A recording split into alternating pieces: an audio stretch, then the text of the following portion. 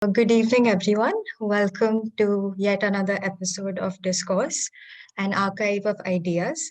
This initiative was curated by the Economic Society of Shriram College of Commerce to broaden the perspective of our students on policy matters and other contemporary issues.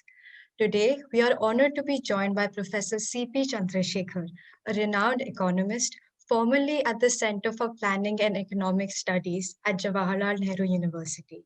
He is also an esteemed columnist and has worked for international consultancies such as the World Economics Association. He has left an indelible mark on the areas of Indian finance and industrialization, and has also earned the prestigious Malcolm Adesishia Award for his contribution towards economics and development. Sir, it's a truly humbling experience for us to interact with eminent personalities such as yourself who have left such an important mark in academia. Thank you so much for joining us. So should Today's discussion will be centered around the recently released budget for the year 2021. I'm Astha Jha and I'll be hosting the session today. The way we're going to move forward is with opening remarks by Sir, following which we'll be having a moderated question and answer session. The audience is free to ask questions as well, so you can type them in the chat box, but kindly remain muted. Without any further ado, I'd like to invite Professor C.P. Chandrasekhar to deliver his opening remarks. how long should I speak for? Um, However long you What's wish your to. normal procedure? You tell me. I think 15 minutes maybe. 15 minutes? Okay. Okay, so thanks, and thanks for that generous introduction. It's a pleasure to be here, and unfortunately it has to be in circumstances like this, but I suppose now we are all used to it. Um, let me in the 15 minutes, let me try and place about a set of issues which I think are crucial from the point of view of understanding this budget. That we know that this budget came in the context of what was um, an extremely exceptional year in terms of uh, economic performance and the health crisis, the health emergency which the country and of course all countries in the world faced. And therefore, there were expectations that this budget would try and come to terms with the consequences of that, not merely the consequences of the pandemic per se, but the consequences of the response to the pandemic of the state, which of course took the form in India's case of a particularly severe and what was quite long drawn out a lockdown, which obviously had implications for economic activity, for employment and livelihoods, and then therefore there was an expectation that besides addressing the health emergency, it was necessary to make the transfers needed to provide the social safety net to those who were adversely affected. And of course, it was necessary to a certain extent or substantial extent to actually undertake expenditures to stimulate a recovery, to pull the economy out of the contraction into which it had proceeded as a result of the lockdowns. Now, uh, in one sense, while this would be the general expectation, and this was an expectation which was, in some sense, uh, sort of met by the sort of statement of the finance minister before the budget, that this was going to be a budget like never before, because this was the year like never before. And therefore, the whole idea was that on the one side, you had this expectation that something is going to happen, but on the other hand, we had a set of statements which came from different quarters, including at one point from the prime minister himself, saying that, listen, you know, there have been a series of mini budgets which we've actually had over the year, and that was obviously a reference to the four different stimulus packages which were announced sequentially by the finance minister, and that this budget has to be seen in that sequence. Now, if you look at it in terms of that statement, it was problematic. It was problematic because it was very clear that while, of course, there were substantial interventions by the central bank, by the Reserve Bank of India, in terms of infusing liquidity, keeping interest rates low to a certain extent, and trying to direct credit towards certain sectors. If you look at it in terms of the fiscal allocation, the actual expenditures undertaken, particularly new or additional expenditures, as opposed to putting into stimulus packages schemes or measures which you had already decided upon earlier, then estimates varied from between 1% to 1.5% of GDP, which was the additional fiscal response. So if you say that, and that obviously was in a context in which people were expecting anywhere between 8, 10, 15, and some countries, of course, like the United States, etc., went to 20% and so on, where you were expecting a significant amount of intervention, you really uh, were we caught in a situation in which we needed to say that if really this is just one more in the sequence of mini budgets and a set of mini budgets which gave us a 1.5 percentage point relative to GDP stimulus, then obviously this was not going to be a budget like never before. So we have to ask ourselves the question, what exactly did this budget do? Now, if you look at it in terms of aggregate expenditure, it's very clear that you see that what the government has done is really kept expenditures at a level, total expenditure that is, which involves less than a 1 percentage point increase relative to the revised estimate for the previous year. Now, of course, the point is the previous year saw some increase in expenditure, but if you take it in terms of where we were earlier, we've had increases in expenditure sometimes in the range of 16%, etc. And if you look at the 2021 year, that is the pandemic year, which is just coming to an end, the first pandemic year, then obviously you're talking about something like a 13% increase.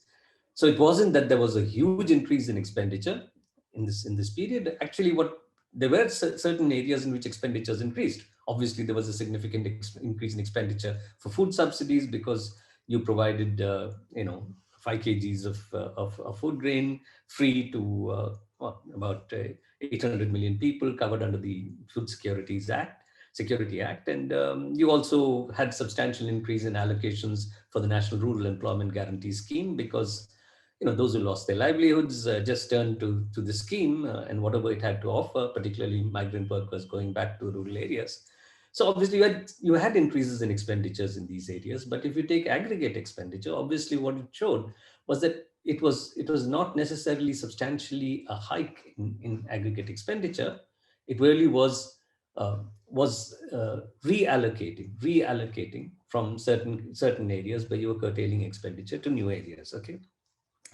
So the whole point is, if you look at it in terms of aggregate expenditures, we're really not seeing some kind of a significant step up.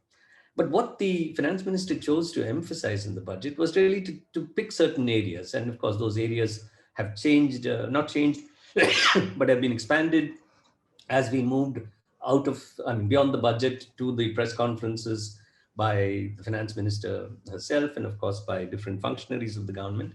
But basically what we have is a statement that that taking into consideration the experience of the pandemic, there's a huge increase in expenditure on health and well-being. 137% is what the finance minister claimed, from something like 94,000 or 95,000 crores to about 2.2 lakh crores is what she claimed was the increase in expenditure on health and well-being. The second, of course, was a claim that there was going to be something like a 35% hike in capital expenditure with a focus on infrastructure. The whole idea was that this budget is not going to be like other budgets where we waste our money on revenue expenditures, which really don't have any medium-term or long-term implications, but there's going to be a shift in emphasis towards capital expenditure. And finally, of course, there was subsequently an argument put in, partly because of political circumstances, saying that there's also been an increase in expenditure on agriculture. Well, as far as agriculture is concerned, the figures don't show it at all. In fact, there is no increase in expenditure on agriculture. But as far as the other two is concerned, I think what we need to emphasize is that there are two issues involved here. First, of course, that there has been a tendency, as was reflected in the so-called mini budgets, which came before this budget, which is that you bundle together things and claim that they are a package which is geared to some particular objective when they per se are not. I mean, for example, you say that it's a stimulus package, but a lot of it is not really a direct stimulus in terms of fiscal spending, but is really monetary policy measures, which may or may not be taken up depending upon what the demand situation is. I mean, nobody's going to borrow and invest, uh, or borrow and stay afloat, even if they actually find that they are not going to be able to, to actually recover a reasonable amount of money as a result of the sustenance of operations in order to be able to show some kind of a surplus to at least repay the debt which they are taking on. So along that kind of a trajectory, if we look at, that kind of a strategy, it became clear that if you looked at what this bundle called health and well-being was concerned, it became clear that obviously, it was a peculiar bundle. One, of course, it had to have a certain amount of allocations to the states to undertake the one-shot vaccination drive, not for all citizens. I mean, at the moment, we don't even know for what percentage of the population which is going to get vaccinated would the center actually foot the bill in full. But anyway, something like 35,000 crores has been kept aside ostensibly to be allocated to the states to undertake this expenditure. The second, of course, there's a bunch of allocations which were really mandated by the Finance Commission for water and sanitation and for health, and that's been included in this. These two are once for all expenditures, mounting in total to about 47,000 crores. So you've got what 82,000 crores already accounted for there as once for all expenditures. So you're really saying that, listen, is this actually a way of building, because the speech speaks about this huge infrastructure in terms of substantial increase in primary health centers, diagnostic labs, this, that, etc. Large numbers are quoted. So are you really speaking about an allocation which builds an health infrastructure, realizing that we've neglected this in the past, something which was brought home by the pandemic, and was to a certain extent commented on earlier as well by those analyzing this area, the health and health expenditure area. And then if you look at it, there's something like 50,000 crores, which is provided to the Jal Jeevan mission. And no, nobody's saying that you don't need to provide tap water to each and every household, safe drinking water to each and every household. Nobody can question the fact that that would actually improve well-being. But to try and create this umbrella term called health and well-being, to actually claim that you're spending on health implicitly, or in fact explicitly to a certain extent in the speech, is obviously it's creating an impression which really doesn't tally with what the numbers suggest. And if you look at the allocations, as has been pointed out, for the Department of Health and Family Welfare per se, then actually relative to the revised estimates for the previous year, there's been something like a 9.6% decline in the allocations for the Department of Health and Family Welfare. So this is in keeping with the kind of strategy where you sort of bundle things together and then try to arrive at these dramatic claims. 137% increase in allocations for health is, of course, is very impressive. It's remarkable, even if it is stimulated by a health emergency and a pandemic. But the point is, when you start breaking it down, that's not what it's all about. It's really taking things and putting it together, which broadly can fall under the umbrella of helping well-being. But some of them are actually programs which were devised but was even earlier, that they were part of something which the government had announced is going to launch. And the Jal Jeevan mission was, in some sense, in other forms, had been already begun for the rural areas, and now it's going to be supposedly strengthened and also extended to the urban areas. And then, of course, finally, there's this whole claim that there's going to be a significant increase in capital expenditures.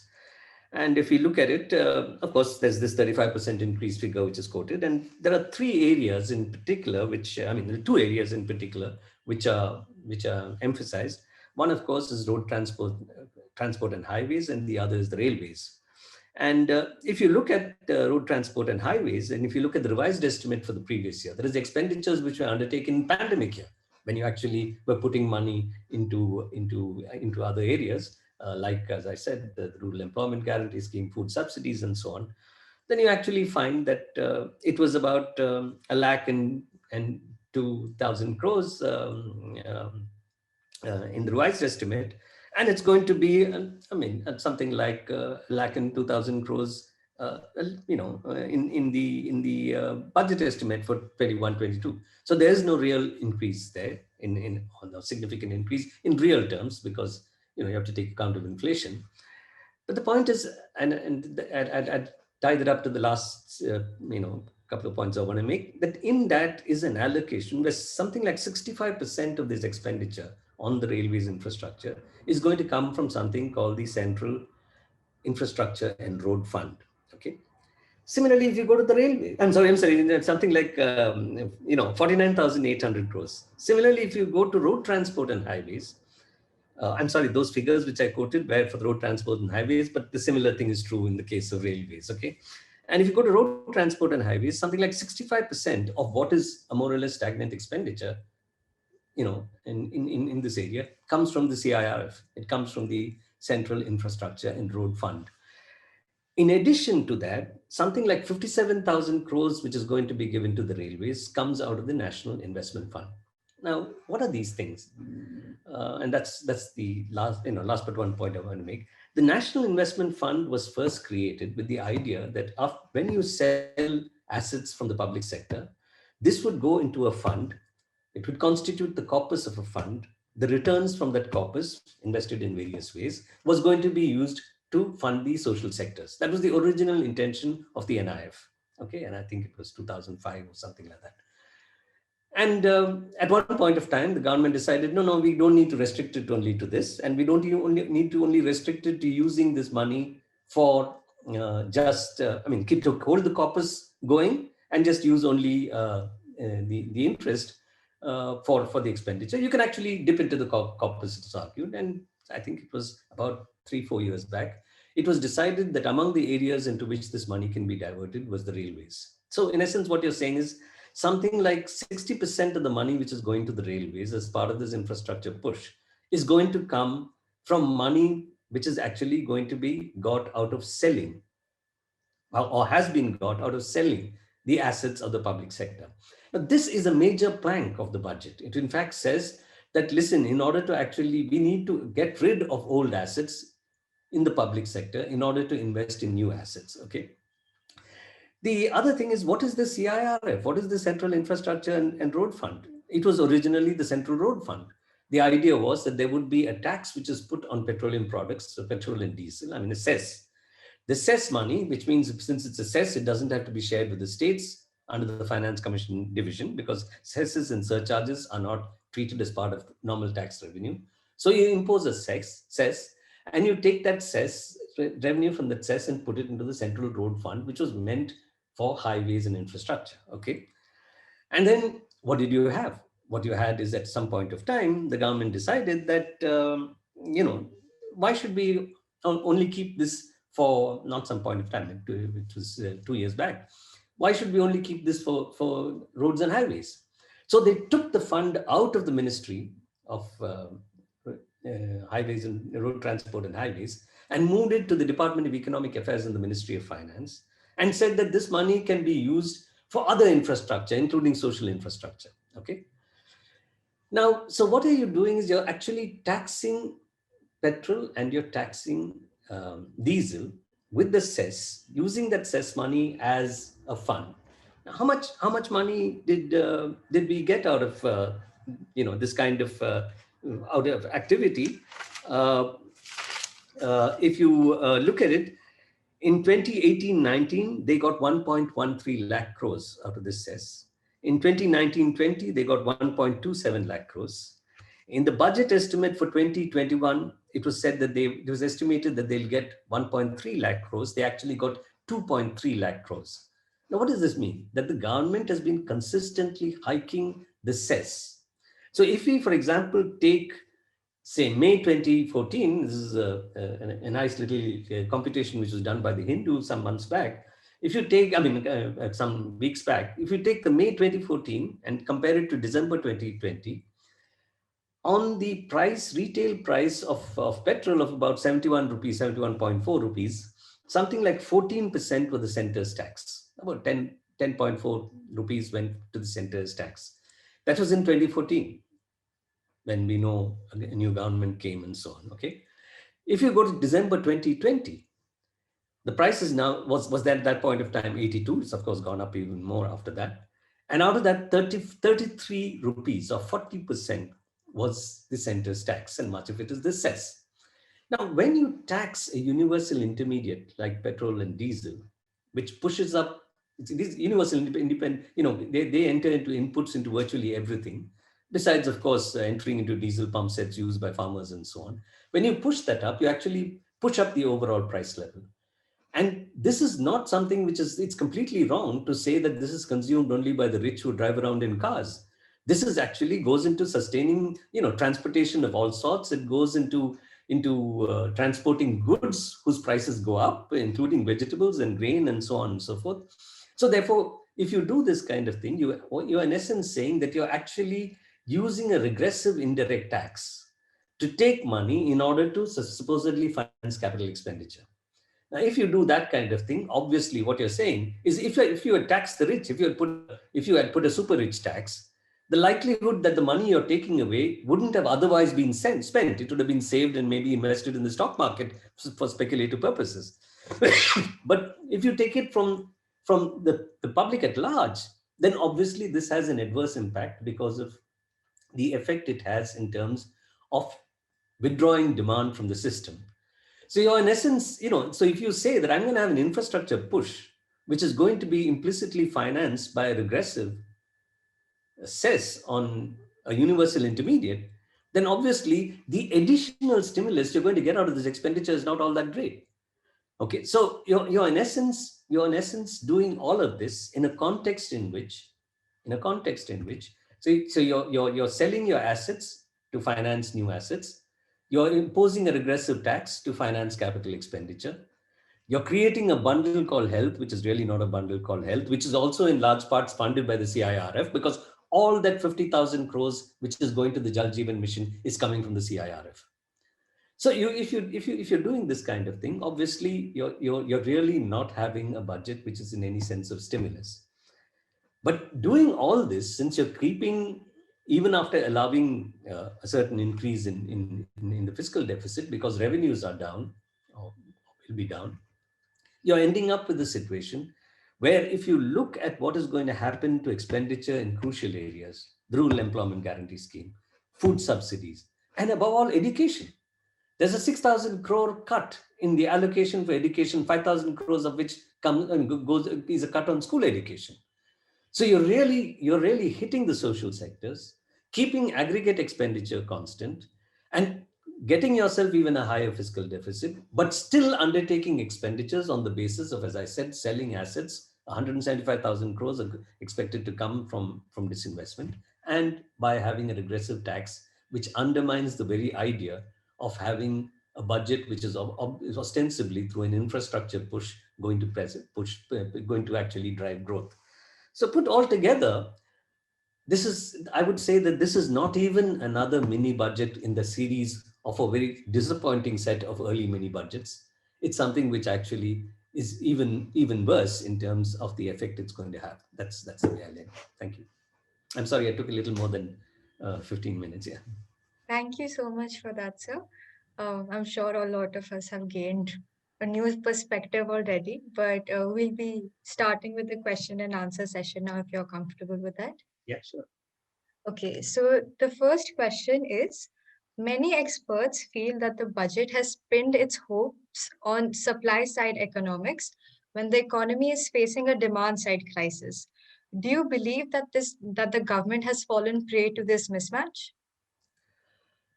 Well, listen, I mean, the whole agenda uh, of of uh, of the government is really quite based on supply side economics. I mean, there's nothing which illustrates this more than the fact that in September 2019, in the middle of a recession, when people were saying that there's no demand for cars nor is there demand for biscuits, at that point of time, rather than undertake an increase in expenditure, which everybody, including big business, was asking for, the finance minister goes in for a significant corporate tax concession, which brings the effective rate of tax down from about 35% to about 24% or so. Okay.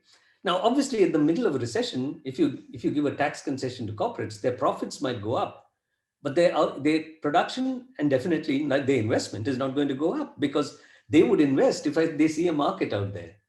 So what you really had was not providing a demand stimulus, but somehow saying that if I give them this corporate tax concession, some animal spirits or whatever you want to call it is going to be sort of triggered, and you're going to have investment and growth, which of course was didn't happen, and even to the extent that we had a few months between September and the coming of the COVID-induced lockdown in late March. So yeah, so I think the overall sort of stance, the fiscal stance, is one which is a fiscal stance which relies on reform, that so in the middle of a pandemic you push through labor reform, you push through agricultural laws, you do all of these things, and you're saying that this is all going to give you growth. No, uh, well, let's not get that's not our concern today, okay, but that you're doing that kind of thing. Yet there was pressure on the government because of what was being and is being done across the world, of responding to the pandemic and its effects in terms of the consequences of physical distancing, as well as lockdowns, you know uh, not as stringent as in India, but definitely lockdowns which are more focused maybe and less severe. That all of this resulted in a situation where governments just went in for significant. In fact, now after Trump has gone out, Biden has got himself another one. Okay, so in that context, you actually find a rhetoric which is arguing that you're actually stimulating the economy. And so of course, you package it in all forms. I mean, you call the stimulus package an Atmanirbhar package. Now, one, two, three. Let's forget all that. But basically, what you're saying is you have to say that I'm stimulating the economy. And what I'm trying to say is that, okay, you have your basic supply side, policies, but even to the extent that you have a rhetoric of stimulus, there is no backing for that of any significant magnitude. So that's the way I'd look at it. Thank you so much. The second question is, the tourism and hospitality industry took a huge hit when lockdown was imposed, yet no special relief was announced for either. What do you think the government could have done? Yeah, listen. I mean, let's say, okay, there are three levels we can think. I mean, three kinds of measures we can think of when it comes to actually supporting economic activity. One, of course, can be a straightforward transfer. You can say that, listen, I mean, small businesses, airlines, maybe some tourism areas and so on are going to be hit very badly. And you've got to make a choice. I mean, are you going to give a transfer to everybody? Are you going to give a transfer depending upon the size and the ability to withstand, how deep your pockets are, etc., based on past profits? But you can think of that. The second, of course, you can say that, listen, I can give you some support such that you keep employed and don't throw out a set of people. So you link it to the wage bill, that if you don't curtail your wage bill, I'll give you a support with an implicit wage or a salary subsidy. Okay. And the third, of course, is you say that, listen, I mean, what I'm going to do is I'm going to actually give you credit with the grace period, with a low interest rate or whatever it may be, so that you can last through this. And then when things come back, post, God knows, the vaccine, whatever it may be, then you'll earn your money and would be able to repay. And so you give us. Now, the way I see it is that, on all of these counts, there wasn't a clear strategy. It's true that there was, okay, you did, I mean, they did do certain things. They, for example, said, we'll give every street vendor who's registered in some fashion, we'll give them 10,000 rupees, we'll give small scale businesses certain kinds of things. But beyond a point, you actually transferred the burden onto the central bank and the banking system. So you said that the central bank will actually have special schemes to provide liquidity if you support this kind of lending. If you lend to NBFCs who lend on to to certain kinds of sectors, etc.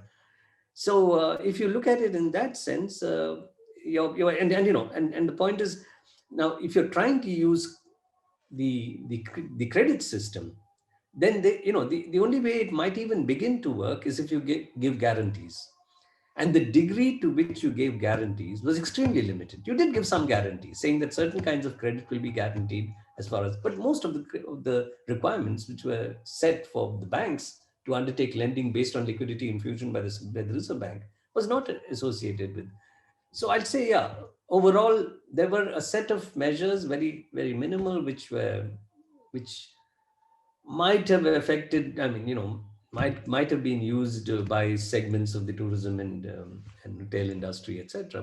But you didn't really have a planned scheme of trying to say that, listen, let me analyze each of these sectors and see which set of measures I can afford and which will work. Talking about banks, as you mentioned, the government is looking at asset reallocation for banks, which essentially translates to a bad bank. While the jury is still out on its effectiveness, one concern is the negative behavioral nudge, which offers an opt out from what can simply be a poorly managed business. What do you think about this? Sorry, this is the ARC, the Asset Reconstruction Companies, is it? What is Yeah, the, yeah. yeah.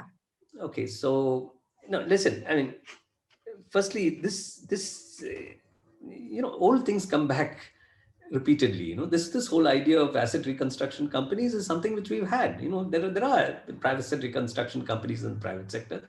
There's been repeated talk of a bad bank. This was spoken of, by Viral Acharya when he was the deputy governor and written about, etc. Um, so let's see, what does an ARC or a bad bank do? Okay. What an ARC or a bad bank would do is that, assuming that it has some capital base, and the government has promised to give it, I don't know, 20,000 crores or something, but now they seem to be going back on that and said the banks will give them the money. The banks themselves will give the capital to the ARC, which is going to take the bad loans off their books. Now, when an ARC goes to a bank, what it does is it says that, listen, let's say you got this 5,000 crore bad loan. I'm willing to take this 5,000 crore bad loan off you for maybe 500 crores. Okay, because otherwise you're going to lose the whole 5,000 crores. Okay. Now you not only say, or you'll say 1,000 crores. Now, in fact, they don't even say 1,000 most often. But supposing you say 1,000 crores, and then you say, okay, but out of that, I'll give you only 20% upfront. The rest is going to be in terms of certain capital, in certain receipts, certain IOUs. Okay. Then I take this and I try to hawk this to somebody who thinks that, listen, over a period of time, I would be able to get, maybe, half of this back. So you try and sell it and somebody says, okay, you got it for 1,000 and, if you give me 1,500, I'll sell it to you. Okay. And when you get your 1,500, you go back and give the 800 to the Asset Reconstruction Corporation. Okay. Now, what really happened is, in most cases, the effort to try and use ARCs to reduce non-performing assets in the banking system didn't work because of the demands which were made for the ARCs in terms of the discount they wanted, the haircut they wanted. I mean, 5,000, I'll give you only 500. Out of 500, I'll give you only 50 just now and 450 after I actually sell it. So you're basically negotiating on those two terms. And the terms, the demands which were being made by these ARCs were such that the bank said that, listen, we might as well try and do this ourselves. If it doesn't work, we'll just liquidate. We're not going to, we might get a little less, but it's at least we've made an effort. Why should we just agree to the sort of strange terms you're setting? And of course, once the bankruptcy code and so on came, they thought they could go to the bankruptcy process and get back. In some cases, some companies you got a reasonable. Most companies you couldn't find buyers who would be willing to actually take them on, which gives you a reasonable share of your credit, which comes back to you. So there's nothing new in this. Why suddenly, when once again, if you announce it, it's going to work? I don't understand. It's been tried. There are even now ARCs which are, of course, in the private sector, which are in operation. So unless you basically say that the government is going to tell the banks that, listen, you tell me at what price you're going to sell, and I'll take it over. And then, okay, if we can just negotiate how much I'm going to pay you now and how much I'm going to pay you later. But you can at least show it that you've sold it, and it's, you can, it's the amount you'll have to write off is going to be less than what you'll have to write off otherwise. So I really, I don't see why this is new and why much is being made out of it today. It's okay. Let me one sentence. Really, this is a cop out on the part of the government. It is not willing anymore to go in for significant recapitalization. It's kept aside very little recapitalization money, and it's using this as an excuse to not actually do what it does, what it should be doing. Because if the banks are facing problems, they are public sector banks, and they were made to do things which those banks should not have been doing. Not every bank went into trouble because of some corrupt lending officer. Not at all. Thank you, sir. There's a question coming in from the live chat. Aman Apurva asks, the fiscal deficit is so high, and if the disinvestment target isn't met, it will make the fiscal deficit even higher. So, how will this amount of fiscal deficit impact India in the long run, say 10 years or more? You know, firstly, we have to realize one thing. India's debt to GDP ratio is not high by standards of most countries in the world. Okay. Our public debt to GDP ratio, I'm talking about.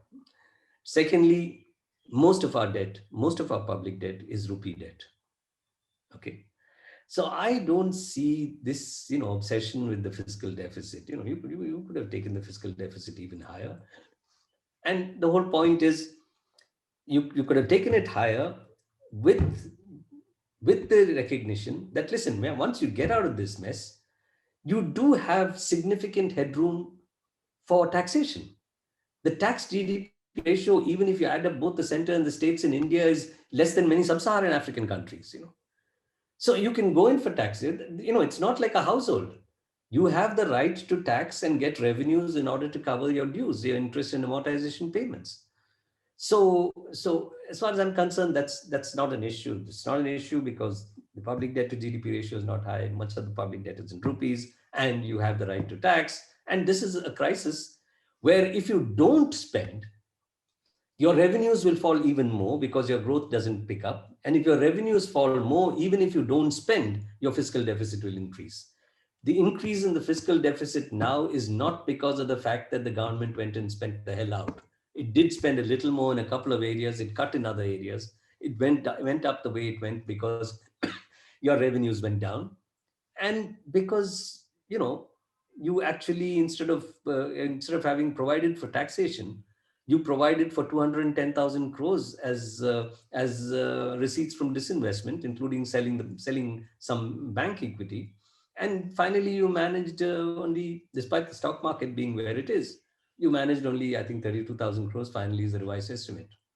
So I don't see this is a problem. And in any case, if one thing is clear, both the 2007-8 crisis and what happened after, and the coming of the COVID crisis so soon, in one sense, after the 2008 crisis, has resulted in a situation where orthodoxy, which is obsessed with the fiscal deficit, has been willing to give way.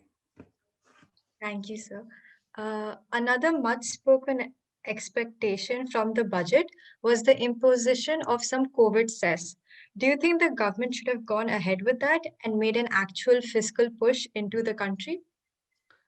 I'm against all cesses because the actual expenditure which is happening on a lot of COVID related matters are expenditures undertaken by the state.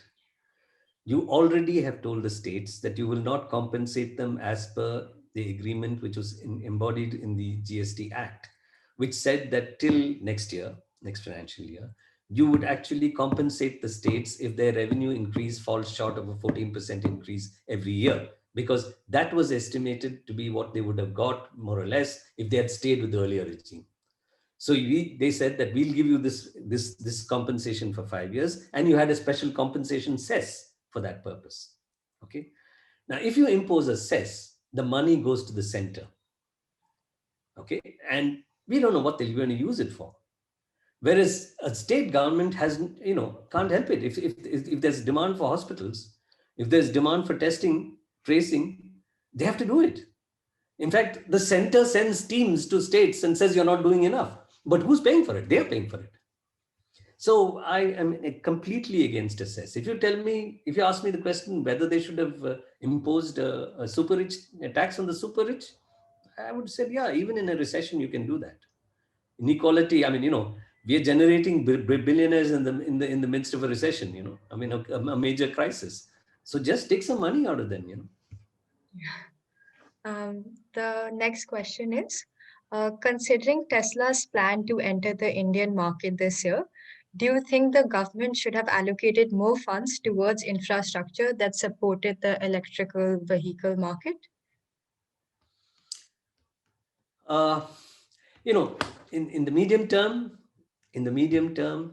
I do think the transition to electric vehicles, etc., is good. That requires infrastructure. It needs charging stations, etc., etc., etc. But in the middle of this pandemic, in my set of priorities, I would have wanted the government to spend more, but just now not on charging stations. There's a lot of other things which need to be done to get the system out of the deep crisis in which it is. And after that, of course, after all, there are climate issues involved and so on. Yeah, we have to make the transition to electric over a period of time. But if you ask me about this budget, I don't think, Tesla can't determine our priorities in the middle of a crisis. Yeah. In any case, I don't know how many Tesla cars are going to be sold in the next 5 years. I know at least. In the 21-22 budget, there's a particular emphasis on disinvestment and public-private partnerships, among others. Do you think these steps are in the right direction? Okay, let me try and convey this, if I can, briefly. Let's leave the public-private partnership out. That even the World Bank has found a lot of problems with it, having promoted it for long, where basically there's this whole argument that there's too much evidence in many countries that what you have in a public-private partnership is that the risks are taken over by the government and the profits are made by the private sector. Okay, so there's a lot of problems about how do you structure that and so on. So let me leave that out. But supposing we take disinvestment. Supposing you're the state and I am a private buyer of your equity. Okay. Now I've got a choice. You issue bonds because you borrow. You sell equity because you want to get money out of disinvestment. Okay. So I'm looking at these two options. Should I go and buy a bond, which would give a government bond because of a sovereign guarantee, explicit sovereign guarantee, basically it's almost zero risk. It is zero risk. At least in the developed countries, zero risk. In some developing countries, there might be, but in India, it would be zero risk at the moment, at least. So I can get, let's say, a certain interest without any risk if I put my money here. But if I go and buy equity, let's say I go in for a strategic sale. So I buy up a firm in which I actually get control. But this is a firm which has been created, which has been run by the government. And I say that, listen, if I am going to take this, then I'm taking on a lot of risk because, of course I've done my due diligence, etc. But I've got to take this. I don't know what the market is going to be like. I'll have to put a lot into to sort of pull it out of where it is, unless, of course, it's a very lucrative public sector firm. And therefore, I would expect a rate of return which is significantly higher, okay, than the rate of return that I would get on my bond by holding a bond. And I have to get a significant risk premium above that rate of return because I'm going to take a huge risk. Okay. So therefore, what you're saying is that supposing, let's say the interest rate on a government bond today is what, let's say it's about 5% or 6%, or whatever it is, let's say it's 5%. Possibly I wouldn't choose to go and buy equity in a strategic sale unless I'm getting something like 12 to 14%.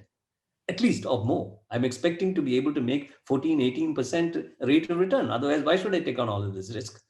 Particularly taking on an asset which is actually being operated by what I think is, which is self-declaring itself as not competent enough to run this enterprise.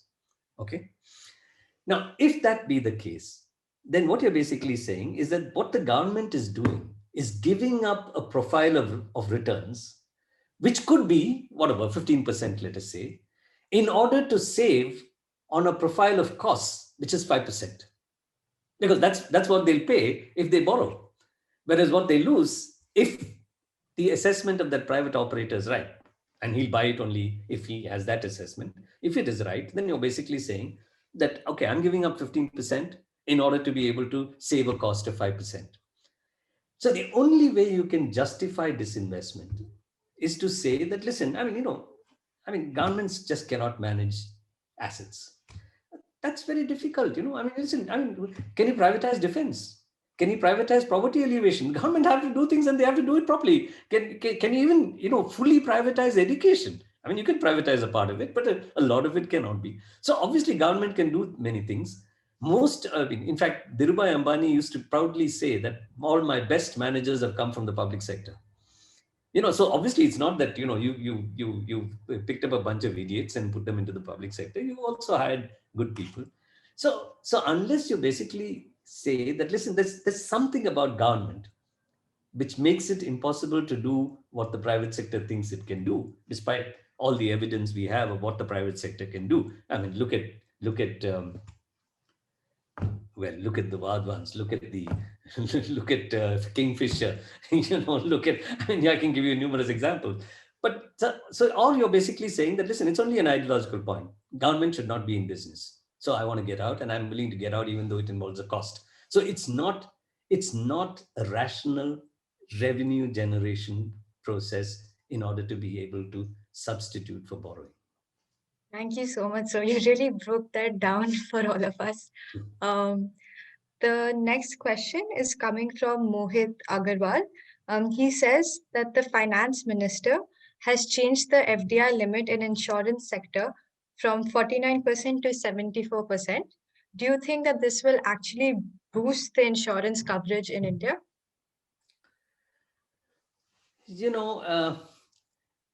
It might boost the insurance.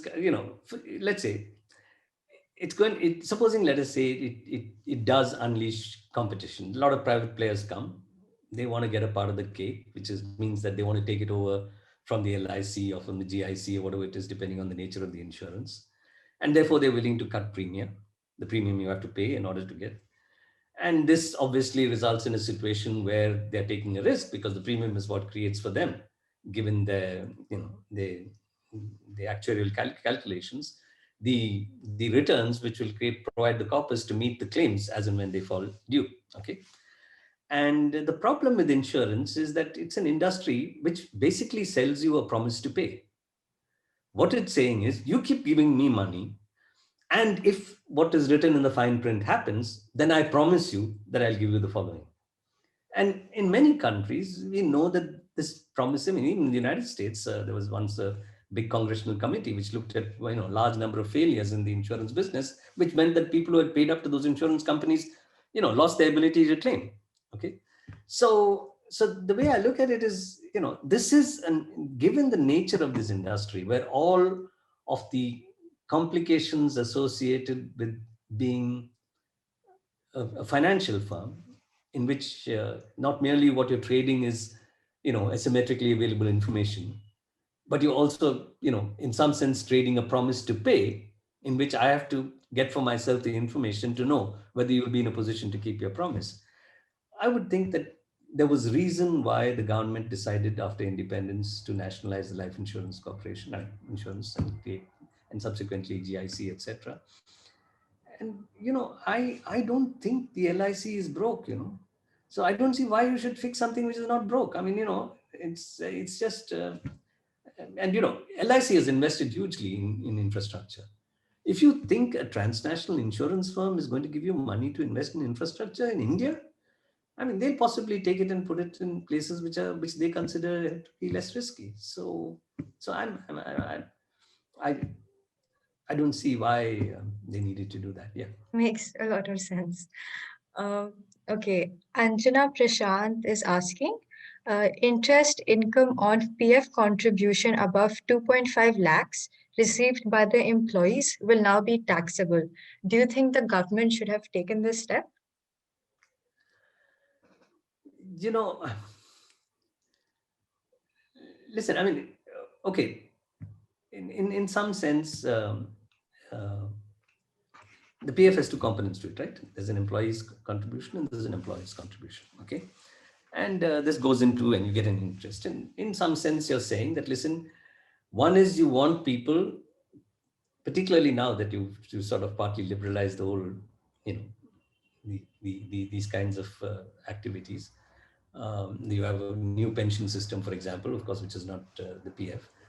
That you basically are saying that, listen, this is a way in which you're both incentivizing the savings as well as making people keep aside for themselves, uh, contribute to some form of social security for themselves. And it goes to a relatively, not everybody has access to PF, so I think that you should see it as a way of incentivizing savings. I mean, if you can cut, if you're going to cut the corporate tax rate to make, as the finance minister proudly said in her speech, among the lowest, that in the corporate tax rate in India now is among the lowest in the world.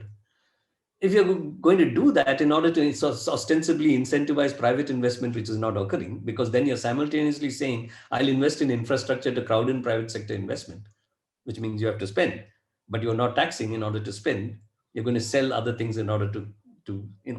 So I think that, both from the point of view, it being a kind of a good, which is good for those who have it, because it makes you save for the future. It encourages you to save, and it's a form of boosting savings. And the point is, the moment you start drawing arbitrary lines and things like this, you finally are moving towards exclusion. You're saying that, okay, I'm going to tax only those who have above a certain amount, but it's what, and I don't know how much you're going to get out of this. I mean, it's really, why don't we increase the tax on securities transactions? We have a securities transaction tax, which is virtually meaningless. Hike that, because what's the Sensex at? It's at 50,000 when the whole country is in crisis. Between 31st March of 2020, which is when the lockdown began, and the 5th of January is what I've looked at. The Sensex has gone up by something like 74%. A 74% rate of return. So just put a little more securities transaction tax. You'll get more money, But Yeah. you'll have to, go under the table, find some interest on provident fund to go and tax. I think that's a really important perspective as well. I think we'll move on to the last question to wrap things up. If this exact same budget was presented in a non-COVID year, how do you think it would fit into India's economic story? In a sense, do you feel that the budget may have been decent but doesn't fit in the context we're living in as of now? Well, any budget which is a 0.95% increase in total expenditure relative to the previous year, which cuts spending on food subsidies, which makes a lower allocation for the Rural Employment Guarantee Program on the promise that if there's a demand, we'll provide more, which cuts educational expenditure by 5,000 crores. I mean, it's 6,000 crores, of which 5,000 is on school education. That is only, for me, a reflection of the kind of neoliberalism which has come to dominate state policy. And therefore, whether it's COVID year or non-COVID year, I wouldn't be with it. Thank you so much, sir. I'm sure everyone will agree that the discussion has helped us gain an entirely new perspective on the budget 2021. I think it's one thing to read from news reports and opinion columns, but it's an entirely different experience to But I know listen. a lot of people who teach in the SRCC and they've got very good views, Exactly. so I'm sure Yeah. you're getting it even otherwise. I think it's an entirely different experience to, hear the views of someone with such a rigorous analytical approach towards things. We really thank you for taking out time from your busy schedule and joining us today. And nice Um, being with all of y'all. Yeah. we'd also like to thank the audience for tuning in. This episode will be available on our YouTube channel very soon. Thank you so much, everyone, and thank you so much, sir, once again. I think everyone really gained a lot from this session. Thank you Anyway, so much. thanks for having me. It was nice. Yeah. Okay.